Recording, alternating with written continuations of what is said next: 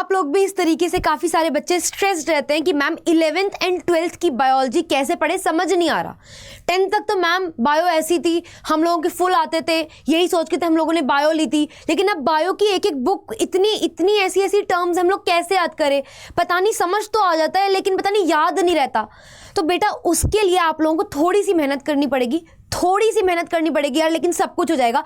Hard कुछ भी नहीं है, बायो बिल्कुल हार्ड नहीं है, ये बात आज मैं लिख के दे रही हूँ। अगर तुम लोगों ने ये चीज़ें कर ली जो मैं अभी बताने वाली हूँ, तो मैं गारंटी देती हूँ तुम लोग जिस दिन मेरे से मिलोगे तुम कहोगे मैम आप सही बोल रहे थे, बायो हार्ड नहीं है। बस हम लोगों को ये बात पता होनी चाहिए, है ना।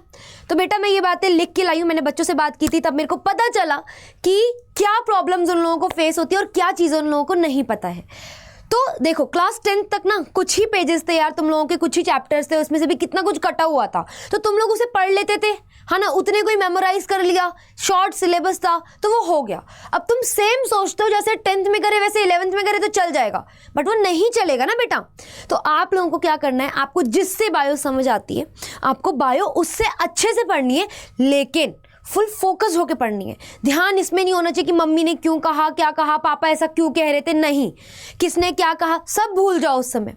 लेक्चर पे फुल फोकस होना चाहिए कि टीचर क्या पढ़ा रहा है, नोट्स मेकिंग भी नहीं करनी उस समय, कुछ नहीं करना, फुल फोकस टीचर के लेक्चर पर, ठीक है, जिससे भी समझ आ रहा है। लेक्चर होने के बाद आपको क्या करना है, हमेशा एनसीईआरटी खोलो, और ऐसे नहीं पढ़नी कि भाई पूरा चैप्टर एक बारी में, या ज़्यादा इंटेलिजेंट समझ रहे हो कि अरे हम तो आगे भी पढ़ लेंगे। बेटा हो सकता है आपको एनसीईआरटी की लैंग्वेज समझ ना आए और आप मैसअप कर दो चीज़ें।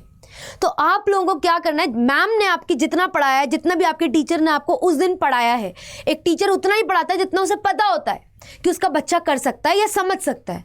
तो यार उतने से टॉपिक को एनसीईआरटी से पढ़ना है, फालतू कुछ नहीं पढ़ना, ना आगे का ना पीछे का। मैम ने अगर ये वाला टॉपिक पढ़ाया है, ये अगर 1.5 पेज में है, आधे पेज में है, या एक पैराग्राफ में, उससे ज़्यादा एनसीईआरटी पढ़नी ही नहीं है। और उस पैराग्राफ को एक बार नहीं पढ़ना, टीचर ने जो पढ़ाया है उसे पहले मेमोराइज करो, ठीक है। जब तुम्हें लगता है ना कि तुम्हें नॉर्मल लेमन लैंग्वेज में सब कुछ समझ आ चुका है, टिप्स पे है वो चीज़ें, तब उसे एनसीईआरटी से 1 बार 2 बार 3 बार सिर्फ उतने ही पैराग्राफ को रीड करो, तब तुम्हें पता चलेगा कि एनसीईआरटी क्या बोल रही थी इतने कम शब्दों में। तो पहले टीचर के लेक्चर पे ध्यान दो, फिर जाकर रिवाइज करो, फिर जाकर आप लोगों को एनसीईआरटी रीड करनी है, उतना पार्ट बेटा जितना एक दिन में एक टीचर करा रहा है। लेकिन इस चीज़ को प्रोकास्टिनेट नहीं करना कि कल कर लेंगे, फिर कल टीचर और कराएगा। 40-40 मिनट के लेक्चर होते हैं, 80 मिनट का काम तुम एक दिन में कैसे करोगे, तो उसी दिन 10-15 मिनट लगेगी यार रीडिंग लेने में, है ना। तो आप लोगों को बस जल्दी से रीड कर लेना है उसे समझ के अच्छे से। अब ये भी कर लिया, अब क्या करोगे आगे।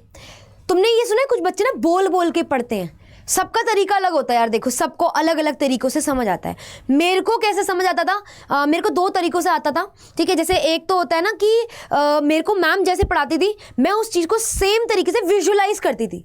जैसे मेरे को मेरी मैम ने एक बार पढ़ाया था कि निशा कभी सोचा है बेटा ये सेल साइकिल में माइटोसिस क्या होती है, तू अगर गिर जाएगी, तेरे लग जाएगी, तो सेल्स आपस में डिवाइड कर रहे हैं और वो एक जैसे सेल बना रहे हैं, मतलब कि 2n सेल है तो 2n वाले बना रहे हैं, तो दिस इज माइटोसिस, अपने जैसे सेल बनाना, है ना। तो मैं उस चीज़ को विजुलाइज करने लग जाती थी कि bio is all about visualization, कि भाई क्या हो रहा है हमारी बॉडी में, कैसे हो रहा है। तो मैं जैसे ट्यूशन से घर जाती थी ना बेटा, मैं एक्टिव लर्निंग प्लस विजुलाइजेशन करती थी कि मैम ने ना ऐसे बोला था, मैं उन्हीं सीक्वेंस वाइज करती थी, क्योंकि टीचर हमेशा सीक्वेंस वाइज चीज़ें पढ़ाता है।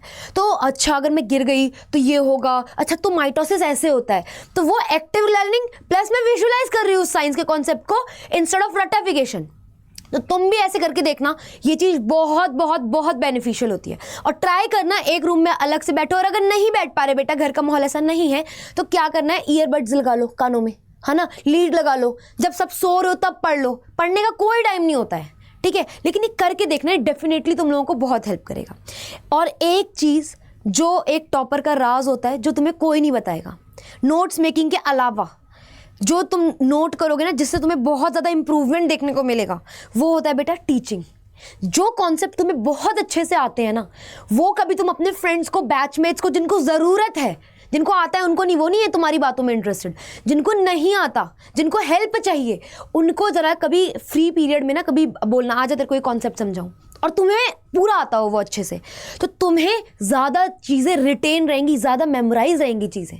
इस चीज़ को मैं आज 100% लिख के देती हूँ, ये चीज़ होगा। तो अपने फ्रेंड्स को जिनको हेल्प चाहिए ना, मैं नहीं कह रही उन्हें पढ़ाने बैठ जाओ, लेकिन ट्राई करो जब भी फ्री पीरियड हो, आजा तेरे को ये समझा दूँ, ठीक है? तो तुम्हें वो चीज़ें यार ज़्यादा रिटेन रहेंगी चीज़ें, और उस बच्चे का भी भला हो जाएगा। तो ये चीज़ें करके देखना। क्या क्या बोला अभी तक मैंने? टीचर की बातों पे फुल फोकस, एनसीईआरटी रीड उतना ही जितना टीचर ने बोला है, एक्टिव लर्निंग और विजुअलाइजेशन, और फिर क्या है, टीचर की तरह खुद बच्चे को पढ़ाओ, अपने फ्रेंड्स को पढ़ाओ। तो उससे क्या होगा ना, तुम्हें ये पता चलेगा कि क्या मैं इसे ईजी लैंग्वेज में समझा पा रहा हूँ। अगर तुम ईजी लैंग्वेज में अपने दोस्त को समझा पा रहे हो ना, तो तुम्हें हैबिट बन जाएगी कि किस तरीके से अपनी कॉन्सेप्ट क्लियर हो जाएंगे, लेमन लैंग्वेज वाली चीज़ें हो जाएंगी। फिर तुम्हें अपनी राइटिंग स्किल्स पे काम करना है कि अच्छा ये तो पता है कि विदाउट फर्टिलाइजेशन सीड बनता है, तो एपोमिक्सिस होता है, बस टर्म याद करनी है उसके बाद लिख लिख के। और बायो ना यार देखो, टर्म्स ना किसी को एक बारी में याद नहीं होती, सब झूठ बोलते हैं। कुछ एक्सेप्शनल गॉड गिफ्टेड बच्चे होंगे बेटा, एक बारी में हो जाती होगी, लेकिन बायो में 11th में बेटा ऐसी ऐसी टर्म्स है, तुम्हें अगर एक बार लेमन में उसका मतलब समझ आ गया ना, उस टर्म को ना यार 4-5 बार लिख के और 4-5 बार बोल के अपने आप को समझाओ उसकी लेमन वाली डेफिनेशन, चीज़ें याद हो जाएंगी। लेकिन अगर तुम्हें ये चीज़ सुन के स्ट्रेस हो रहा है या सोच के स्ट्रेस हो रहा है ना कि यार हमें तो बायो की टर्म्स याद नहीं हो रही और सबको कैसे हो रही है, तो कोई बता नहीं रहा है तुम्हें यार कि यार हमें भी नहीं हुई, हम भी प्रैक्टिस कर रहे हैं, ठीक है? तो तुम्हें भी प्रैक्टिस करनी पड़ेगी, लिख के बोल के, ठीक है? हो जाएगा, ये करके देखना कभी, ठीक है? फिर रेगुलर रिवीजन करनी है, जो जिस दिन पढ़ा रहा है टीचर, नेक्स्ट डे जब उस टीचर का फिर से लेक्चर है बेटा, 15-20 मिनट्स उसने जो पिछली क्लास में आपके टीचर ने पढ़ाया आपको वो पढ़ के जाना है, ठीक है? और उससे रिलेटेड हमेशा 5 एक टारगेट बना लो कि मैं हमेशा मैम के कराने के बाद 5 क्वेश्चंस करूंगा प्रैक्टिस, चाहे वो PYQ हो, MCQ हो, बोर्ड्स की तैयारी कर रहे हो तो उससे रिलेटेड कोई 5 क्वेश्चंस, लेकिन 5 का टारगेट हमेशा रखो। ये टारगेट कब इंटरेस्ट से बढ़ता जाएगा ना, उसमें तुम्हारे को कैसे बेनिफिट देखने को मिलेगा वो तुम्हें बाद में पता चलेगा। और मैं एक बात हर बच्चे से बोलना चाहूँगी, जो जितना भी बच्चा देख रहा है, 5, 10, 20, 25, 30, जो बच्चा देख रहा है, बहुत इंपॉर्टेंट है। लोग तुम्हें बेशरम बोले ना बेटा, लोग तुम्हें बेशरम बोले, तुम्हारे पेरेंट्स को ये बोले कि कितना बेशरम बच्चा है कि मार्क्स नहीं ला पा रहा, उससे पहले तुम बेशरम बन जाओ, इन द सेंस कि जब तक समझ नहीं आ रहा, बी दैट बेशरम, डोंट हेजिटेट, पूछो टीचर से, नहीं आया मैम फिर से समझाओ, नहीं आया मैम फिर से समझाओ, नहीं आया मैम फिर से समझाओ। जब समझ में आ जाए ना तब जाके बेटा हटना, वरना पीछे मत हटना ये सोच के कि यार इस बच्चे को आ गया मुझे क्यों नहीं आया, मैं भी हाँ बोल देता हूँ। वो ऑस्कर लेवल की जो एक्टिंग तुम लोग अपने टीचर्स के सामने करते हो ना, ठीक है, उससे तुम्हें लॉस है। टीचर स्कूल टीचर से नहीं आ रहा, छोड़ो यार, यूट्यूब पे बहुत टीचर्स हैं जिससे समझ आ रहा है ना, बी दैट बेशरम, लेकिन दूसरों को बेशरम बोलने का चांस मत देना, समझ आया? हेजिटेट मत करना। जिस दिन तुम हेजिटेट कर गए ना बेटा कि यार मैं पूछूंगा तो मैं ऐसा लगूंगा वैसे लगूंगा, उस दिन सोच लेना तुमने कॉम्प्रोमाइज़ कर लिया है अपने कॉन्सेप्ट क्लियरेंस से कि नहीं मेरे को लोगों की इज्जत में अच्छा बनना है, ठीक है, मेरे को अपने लिए कुछ नहीं करना। तो ऐसे लोग बेटा सबसे ज़्यादा दुखी रहते हैं, जो दूसरों के सामने अच्छे बनने के लिए अपने भले को नीचे कर देते हैं ना, वो लोगों का सबसे ज़्यादा लॉस होता है। अभी से हैबिट डाल दो बेशरम बनने की। जब तक समझ नहीं आ रहा सच बोलो, मैम नहीं आया है प्लीज़ समझा दो। अगर टीचर आपको इतना समझता है कि भैया हम लोग समझते हैं, हर बच्चे का समझने का लेवल बेटा अलग होता है, किसी को एक बारी में आता है ना, किसी को 10 बारी में समझ के ऐसा समझ आता है वो कभी नहीं भूलता। हो सकता है कि तुम वो 10 बारी वाले हो यार, है ना, तो मेहनत करना तुम्हारा काम है ना। बाकी लोग तो कुछ ना कुछ कहेंगे यार, लोगों का तो काम कहना है, बिना कहे बेटा उनके घर नहीं चलते शायद, है ना। उन्हें जो छोड़ दो वहीं पे जहाँ पे वो बिचिंग करते हैं, है ना। फिर लास्ट में क्या है, देखो पढ़ते सब है यार, मैं बहुत बार बच्चों को बोलती हूँ तुम्हें स्मार्ट स्टडी करना है, तुम्हारे मन में वो कीड़ा नहीं होना चाहिए कि मेरे को एक एक लाइन एक एक शब्द आए।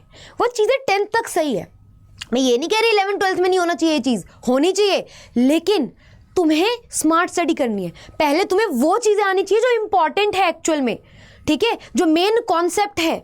ये साइंटिस्ट वगैरह के नेम एक एक लाइन जिससे क्वेश्चन सालों साल तक नहीं आ रहे हैं, वो चीज़ें तुम्हें पता होनी चाहिए, लेकिन पहले इंपॉर्टेंट टॉपिक्स तुम्हारे टिप्स पे होने चाहिए। जिस दिन वो चीज़ें तुम्हें रट जाए ना बेटा, सारी चीज़ें समझ आ जाए, कॉन्सेप्ट क्लियर हो जाए, उसके बाद जा करके ना वो जो चीज़ें इंट्रो वगैरह में दी होती हैं छोटी मोटी, वो तुम पढ़ सकते हो और ट्रिक बना करके याद कर सकते हो, उस पर टाइम तब देना। मेन टाइम देना है तुम लोगों को स्मार्ट स्टडी करके कि भाई किससे तुम्हारे कॉन्सेप्ट क्लियर हो ज़्यादा जो पेपर में आते हैं, ताकि पैनिक ना करो। तो स्मार्ट स्टडी करना सीखना है क्लास 11th में। और हर टीचर पढ़ाने से पहले ना तुम गौर करना, क्लासेस में बोलता है ये इंपॉर्टेंट है, ये इंपॉर्टेंट है। मैं ही कितनी बार रिप्रोडक्शन पढ़ाते समय, ह्यूमन रिप्रोडक्शन पढ़ाते समय बोल देती हूँ मेंस्ट्रुअल साइकिल इंपॉर्टेंट है बेटा, ये इंपॉर्टेंट है, ये इंपॉर्टेंट है। तो टीचर जब बोले ना ये इंपॉर्टेंट है, उसी समय एनसीईआरटी पे एक स्टार कि ये टॉपिक सबसे पहले पढ़ने हैं और एक सीक्वेंस में पढ़ने हैं, और फिर इनको रिवाइज करना है, रिटन रिवीजन करनी है, प्रैक्टिस क्वेश्चंस लगाने हैं, ऐसे करना है। लेकिन कभी भी आप लोगों को ये नहीं होना चाहिए कि यार ये बताओ ये भी बताओ, ऐसा नहीं। ये होना चाहिए, लेकिन पहले इंपॉर्टेंट चीज़ें कवर कर लो, ठीक है। वो हो जाए ना जिस दिन, तब उनको थोड़ा एक आंख मार लेना कि हाँ हाँ ये चीज़ें भी होती हैं। एक फेयर आइडिया होना चाहिए, क्योंकि भाई बायो लिए है ना। तो ये आपको बेटा बहुत हेल्प करेंगी। कुछ टिप्स हैं, ठीक है। मेन टिप बेटा कभी मत भूलना, फ्रेंड्स को जब तुम पढ़ाओगे ना, अपने बैचमेट्स को जिनको हेल्प है, सबसे ज़्यादा हेल्प उससे होगी तुम लोगों की, सबसे ज़्यादा हेल्प, ठीक है। तो उस पर थोड़ा सा फोकस रखना। बाकी अगर आपको किसी भी चीज़ की स्ट्रेटेजी चाहिए, कोई प्रॉब्लम है जो कोई आंसर नहीं कर पा रहा तुम्हें लगता है, and you want help on my part, तो कमेंट करो उस टॉपिक को, मैं नेक्स्ट वीडियो उस पर बनाऊंगी। और ऐसे ही हेल्प और ऐसे ही अपनी तुम्हारे 1-on-1 मेरी इंटरेक्शन तुम्हारे साथ करने के लिए बेटा आप लोग मेरा टेलीग्राम ग्रुप ज्वाइन कर सकते हो, that is Nisha Mandral CUET biology. यहाँ पे मैं बच्चों को पर्सनली बेटा गाइड करती हूँ, जो भी उनकी लाइफ में प्रॉब्लम चल रही है। हम लोग मीटिंग भी करते हैं जूम वगैरह पे। अभी फर्स्ट मीटिंग होने वाली है कुछ टाइम पे, ठीक है। सो मैं आप लोगों को कहूँगी बेटा डेफिनेटली वहाँ आओ। मैं चाहती हूँ आप लोगों की हेल्प करना, तुम्हें सुनना चाहती हूँ। और अगर तुम्हें भी अपनी कोई भी प्रॉब्लम शेयर करनी है जिससे कि मैं लार्ज स्केल पे बच्चों की हेल्प कर सकूं, तो मेरे को इस चैनल पे डेफिनेटली फॉलो कर लेना। ये रहा इसका लिंक, ठीक है। वहां पे बच्चे मेरे से बातें भी करते हैं ग्रुप में और अपनी प्रॉब्लम बताते हैं, मैम इस चीज़ पे प्रॉब्लम आ रही है, प्लीज़ हेल्प अस, ठीक है। तो आप भी कर सकते हो। और मैं डिस्क्रिप्शन पे भी लिंक लगवा दूंगी बेटा निशा मंडराल CUET बायोलॉजी वाले टेलीग्राम ग्रुप का, वरना इसे स्कैन करना तो भी हो जाएगा, ठीक है। सो मुझे कमेंट करके बताओ बेटा नेक्स्ट किस पे बनानी है वीडियो। ओके, आज के लिए बस इतना ही। फॉलो ज़रूर करना। बाय बेटा।